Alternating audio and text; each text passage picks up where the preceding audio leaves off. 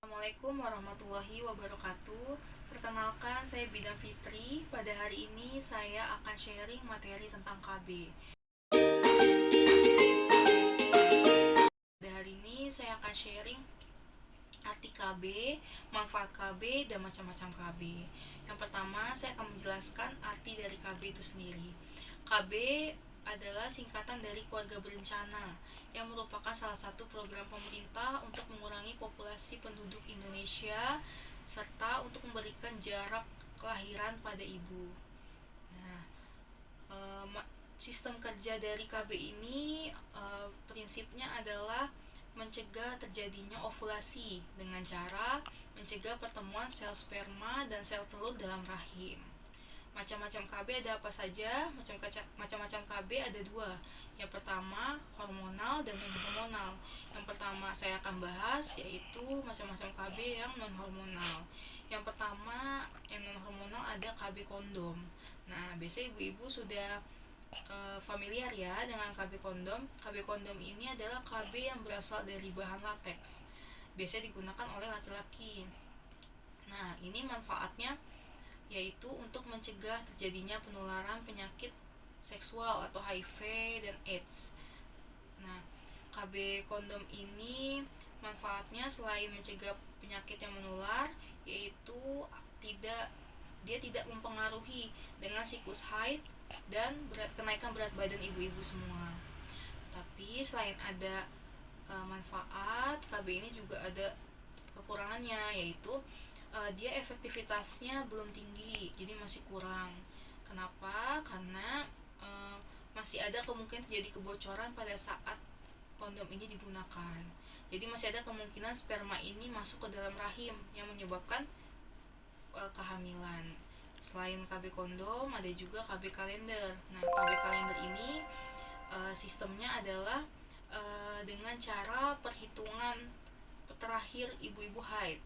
Nah, nanti diperkirakan kapan masa subur ibu-ibu. Pada saat masa subur itu tidak bisa berhubungan badan untuk mencegah proses kehamilan itu sendiri. Nah, keuntungannya hampir sama, dia tidak mempengaruhi berat badan dan siklus haid karena dia non hormonal ya Bu.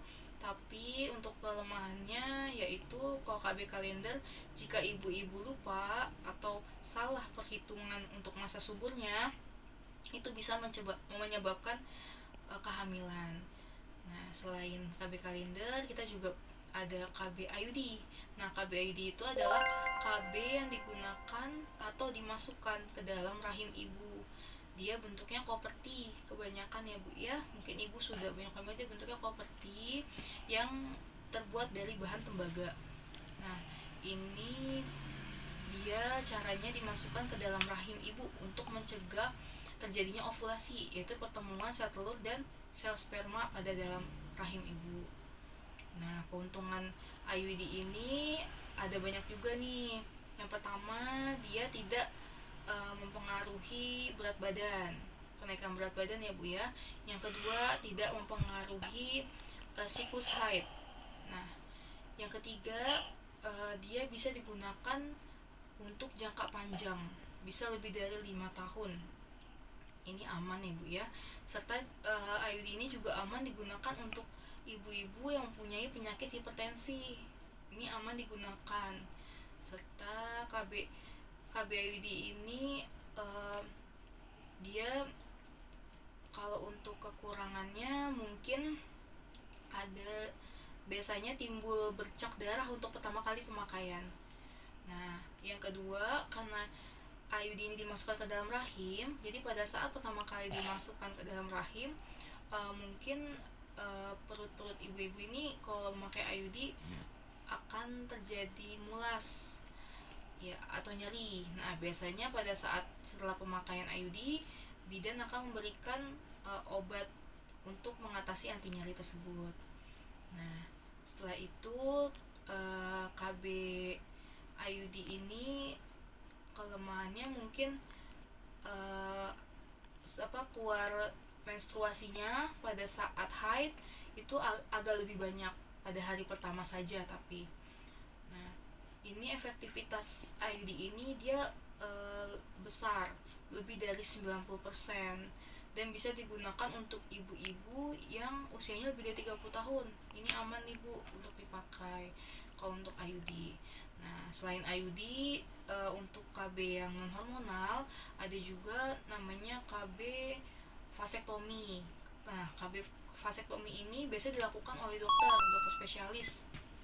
Nah, biasanya dilakukan pada laki-laki gitu. Nah, ini untuk KB vasektomi ini dia ada kriteria biasanya, yaitu pada usia di atas 30 tahun dan yang sudah memiliki anak lebih dari 3. Jadi tergantung pertimbangan dari dokter, dan biasanya dokter melihat kondisi dari pasangan tersebut. Nah, kalau untuk tubektomi hampir sama dengan vasektomi.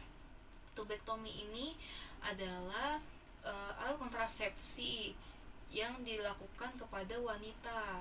Nah, ini sama, dia sistem kerjanya sama dengan vasektomi dan kriterianya juga sama, yaitu usia di atas 30 tahun dan memiliki anak lebih dari 3.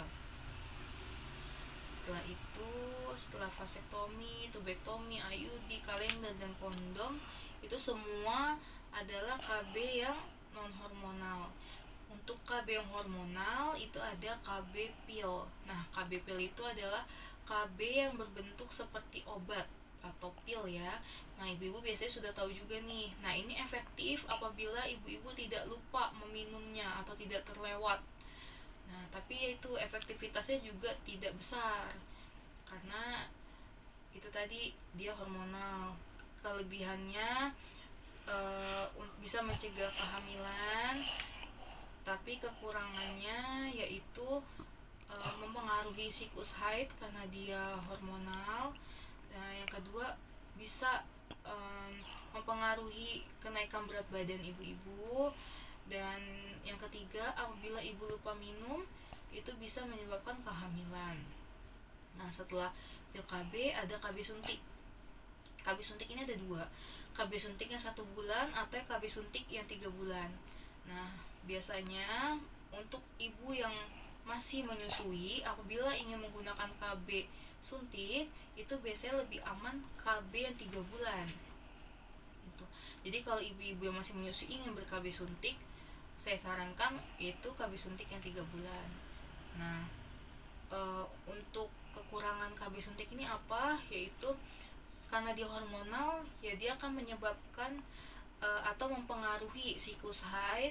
Yang kedua akan mempengaruhi kenaikan berat badan gitu. Nah, yang ketiga KB suntik atau KB pil hampir sama ya, yang KB hormonal ini tidak bisa digunakan dalam jangka waktu yang panjang. Nah, kenapa begitu? Karena KB hormonal ini kan mengandung hormon, jadi dapat menyebabkan osteoporosis pertama, yang kedua bisa menyebabkan kanker, yang ketiga untuk hormonal ini dia tidak bisa langsung kita stop. Jadi misalnya ibu-ibu, saya ingin hamil sekarang Bu Bidan, jadi saya stop KB suntiknya. Nah, itu kita belum tahu apakah ibu bisa langsung hamil atau tidak, karena kita tidak mengetahui hormon yang di dalam tubuh ibu itu, hormon suntiknya atau pilnya yang ibu gunakan itu masih ada dalam tubuh ibu atau tidak gitu. Nah, selain KB suntik ada juga KB implan. KB implan ini KB yang digunakan di bawah kulit lengan atas ibu-ibu. Nah, dia bentuknya seperti kapsul yang kita masukkan ya. Kalau dulu ada 6 kapsul, kalau sekarang 2 kapsul yang kita masukkan. Nah, ini sama juga dia hormonal. Jadi dia bisa mempengaruhi siklus haid, mempengaruhi kenaikan berat badan. Ya, hampir sama dengan KB suntik dan pil tadi. Jadi kalau saya sarankan untuk KB hormonal, jika ibu-ibu ingin menggunakan KB yang saya sebutkan tadi yang dalam kategori hormonal, boleh saja, asal tidak untuk digunakan dalam jangka waktu panjang ya Bu ya, paling lama 2 sampai 3 tahun. Nah, untuk ibu-ibu yang di atas 30 tahun atau mempunyai resiko penyakit tertentu seperti hipertensi, lebih disarankan menggunakan KB IUD yang lebih aman. Gitu.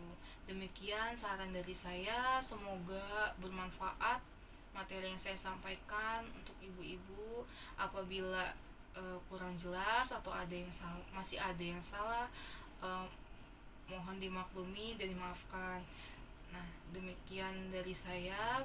Minta tolong untuk like, comment, share, dan subscribe channel saya. Terima kasih. Assalamualaikum warahmatullahi wabarakatuh.